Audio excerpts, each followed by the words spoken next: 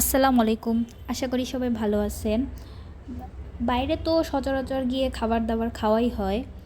কিন্তু বাসায় সবসময় আসলে সব খাবার তৈরি করা হয় না।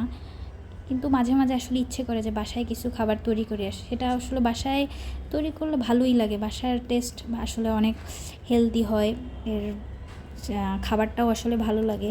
তাই আজকে বৃষ্টি হচ্ছিল, তাই খুবই ইচ্ছে হচ্ছিল যে ঝাল, ঝাল করে চটপটি খাই। তাই ঝটপট চলে গেছি রান্নাঘরে। গিয়ে দেখি যে আসলে সব কিছুই আছে। শসা বলুন, তারপর ডাল-টাল যা লাগে সবই বাসায় ছিল। তারপর খুঁজে দেখি যে ফুচকাও পাওয়া গেছে। তাই এই দেখে তো আর আমার কে সামলায়। তাই তাড়াতাড়ি করে চটপটি বানাই ফেললাম। বেশি করে টক, ঝাল দিয়ে যদি চটপটি খাই তার টেস্টটা আসলে অসাধারণ হয়। কে কে চটপটি খেতে পছন্দ করেন অবশ্যই কমেন্টস করে জানাবেন।